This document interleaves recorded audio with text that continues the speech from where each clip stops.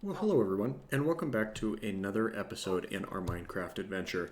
Now, we have done a lot of really cool things in this series so far, such as building our big creeper farm, which has actually been very efficient for us, despite it being a little bit of an eyesore. As a matter of fact, I've got this entire box that's chock full of gunpowder, and though it wasn't all collected in one go. I did run the calculation, and our little farm here is collecting 1. Well, 1. It's collecting. I did the math, and our little farm is capable of producing 1,300 gunpowder per hour of it running. And that's not all, because in addition to it being a very nice supply of gunpowder, which is the reason that we primarily put it together, it also produces a lot of spider silk because it's not a spider-proofed farm. And that has allowed us to craft up a bunch of white wool, as you can combine white wool, or you can create white wool with spider string or silk that you combine together in a chest or on a crafting table. So it's quite a bit of fun in terms of what it's capable of doing. But additionally, we have gone on a little bit of an end raid since we have access to all the rockets that we could ever want with our little gunpowder farm, as well as the sugarcane farm, which I've expanded a little bit. And with that, I have quite a few different things, including a bunch of shulker boxes created. Now, we already had quite a few of these, but I thought that in today's episode it would be fun to go out collecting dyes so we can have one shulker box in every single color. And I'm kind of new to what creates dye and where you can grab that from. So I think that we can take a moment to just kind of talk about what's required to make those dyes, and make sure that we have a shulker box of every variety by the time that we're finished here. So without further ado, let's get started on that. So the first dye that's kind of on the wiki here is actually a red dye, and once upon a time I did have a red shulker box, but ended up dying and lost it. So red is one of the easier colors or dyes to get, as you can obtain it from one of a couple of different flowers, one of which being the red poppy. And just like that, we've got ourselves a red dye. Now, that's not the only flower that can create a red dye. You can also use a rose bush, a red tulip, or a beetroot. And we do have a lot of beetroot since we've got a beetroot farm over here. But moving right along down our list, the next color that we're looking for is actually just right over here in the form of a dandelion, because you can use a dandelion or a sunflower to create yourself a yellow dye. And that is quite handy as well. Now, the third dye that's at least on this list is one that you have to do very particularly. And we're going to come back over to the house in order for that. And that is going to be in the form of a cactus. And I believe I've got some cactus over here, and I do, so let's go ahead and drop 2 of them in here. And my house is a mess full of chests. Got a little bit of a chest monster growing here that we'll want to rectify. But if you bring a cactus over to a furnace and you start to cook it, eventually you will get some green dye that pops out. Now, I know that we are not in need of 2 stacks of the green dye, but it's nice to have it on hand because we'll need it for one of our future dyes here, but we'll get to that one a little bit later. So just like that, we've got ourselves 2 little green dyes here. All right, so the next dye that we're looking for is actually going to be one that we have to hunt down. And to do that, we're going to come over here to this river biome and grab our little fishing spear, as it were. And what we're looking for is a squid. And the reason that we need a squid is because as you hunt squid, you can actually get ink sacs from them, and that is the most convenient source, I guess you could say, of black dye that you can obtain. Now, I don't know why there's no squid spawning in here. Ah, there's a couple down here, and that's what we need. Now, there is another method of getting yourself some black dye, but it's in the form of a wither rose. And that's a very hard resource to come by, because you only get wither roses when a wither kills a mob of another variety. And so, yeah, that you can see and understand why that's a hard dye to come by. But now that we've got our 2 little ink sacks here, we can come over to our, well, we could come over to our crafting table, or you can just throw it in your inventory, and that will give you some black dye. Now, again, I've got 2 of these because we will need that in just a little bit in terms of making our next one. Now, the next dye that we're looking for is a very, very specific dye, and you can only get it, as of right now, from one location, and that is the brown dye, which you can only get from cocoa beans. So as you see there, we've now got some cocoa beans. Let's go ahead and plant that one back up on the tree. Those are Kat's cocoa beans. She went out hunting for some bamboo, and I'm sure she won't miss a couple of seeds, especially where we gave one back to grow some more. Now, the only other place or way that you can really get your brown dye is actually from a wandering trader. Is you can buy it off of them, but in terms of making your dye, this is the only way to get the brown stuff. So let's go ahead and place that in our inventory and move right along here. All right, we've just about got the remainder of our dyes put together, at least from this first little category, which is a direct method. And the next dye that we're going to need, we can actually come over here to our little flower farm and hopefully get some coming out of that.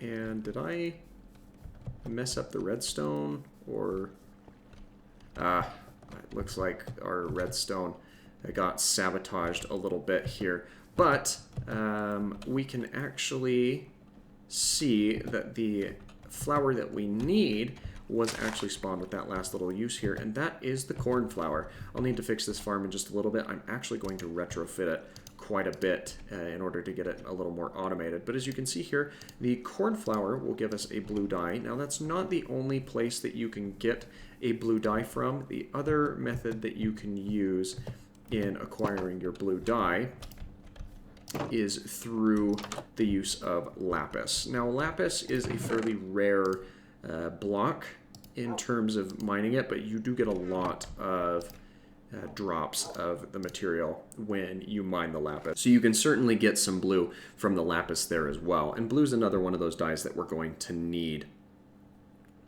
here in just a moment to get one of our other dyes, or we can use it to get one of our other dyes here. Now, white dye is the next one that we're looking for, and this one can be a little bit tricky in terms of getting it from a flower, because it comes from the Lily of the Valley, and the Lily of the Valley is a very difficult flower to come across. It's not highly common whatsoever, but on the converse side, you can also get some white dye from bone meal, which is a lot easier to obtain because skeletons are everywhere and you get bones all over the place, and we've got our own little skeleton farm. So we are not hurting for white dye and bone meal when it comes to that. Now, with all of those out of the way, those are the different colors that you can get from in-game spawns. Now, this next one is kind of a hybrid area where you can either get the colors from flowers, or you can start combining a couple of colors that we've already looked at in order to get the next couple of colors on our list. And the first one is actually going to be orange. Now, I know that there was a spot somewhere near our base that spawned some orange flowers, some orange tulips, and I know that because I needed a lot of orange glass for the build idea that I had for our collection system there. And if I'm lucky, we can actually find another orange tulip around here instead of having to bone meal our way around it. And I think I see them right over there. So this is good. So let's go ahead and jump over this way. And as you can see, we've got a couple of orange tulips hanging out over here. So let's go ahead and pop one of these guys out and then craft up our orange dye. So we are good on that front as well. Now the blue dye, or the light blue dye, I guess I should say, can be crafted one of a few different ways. You can grab one of these cornflowers here and make yourself some blue dye and then combine it with a white, or you can find it by, or you can get it by collecting a blue orchid. And actually, there's a flower right over here that we're going to want, because this peony is going to get us one of the next dyes on our list, which is a pink dye, and we will be needing some of that as well. So peonies are not the only one that you can use to get a white dye or a pink dye color. There's also pink tulips, or you can combine a red and a white dye together. But I want to see if we can get ourselves a light blue dye organically by finding a blue orchid. But while we're looking around here, there's actually another dye type that we can get from two flowers that are spawned right here next to each other, and that is the Azure Bluet, which is kind of a weird name that it has blue in the name but doesn't work in giving you a blue dye. That will give you a light gray one, as well as this Oxeye Daisy. Now you can also get the gray dye from a white tulip, which is kind of odd that you'd expect that a white tulip would actually give you a white dye, but don't ask me, I didn't come up with these rules. Here is another flower that we're actually looking for, and this is the lilac. And the lilac can be used to get yourself a magenta dye, which looks very similar to the pink dye. And you can actually craft magenta by combining a couple of different dye types.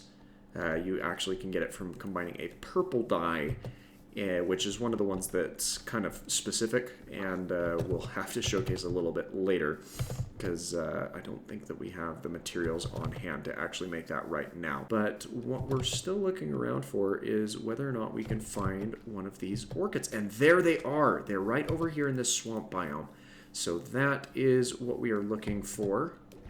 Let's get over to this little area here so we can get ourselves a nice little blue dye, or the light blue dye. So let's pick this little blue orchid, and just like that, you'll see that we have ourselves a light blue dye. Now there's only one other dye that we're currently missing. I'm going to place down this little shulker box here and start storing our different dyes in it. And this is another one that you can craft up on your own, and you can do that by combining a green dye with a white dye. But the other place that you can get it is actually going to be out at sea. And there you are, right there. Now, as I was saying before, you can tell when you've come into some sea pickles because they stick out like a sore thumb. And let's go ahead and get our coordinates turned off here so we're not eating up as much of the screen. And I think you can just, like, hit the sea pickles. Yeah, you can just whack them, probably even with just your hand, and really anything to harvest them up. And you can actually spawn these things in relatively easy, or farm them up, as long as you've got yourself some coral. But I've got some sea pickles now, so that is going to be more than enough of what we need, and then sufficient enough for us to farm up at a later date if necessary. So with that, let's go ahead and head back home to our furnace so we can cook these things up and showcase that lime dye. Let's go ahead and throw one of them into the furnace here and let that run out. While we do that, we'll go ahead and save the rest of them. Thought I had more space in that chest, but I don't. So let's go ahead and throw it in here. I know it's out of place. We're getting a sorting system all put together. It'll be fine. Now, there is our lime dye, and that is the last of the dyes that you can collect regularly or naturally out in the world. Now, this is where we get to the point where we're going to need to start combining some things to get the last 3 dies that we are missing. And we do have all of those dies here in our shulker box. So let's go ahead and get some of those pulled out. So let's put the lime die away because we don't need that just yet. And then let's go ahead and get ourselves a green and a blue.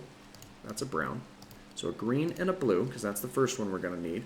We're also going to need ourselves another blue and combine that with a red.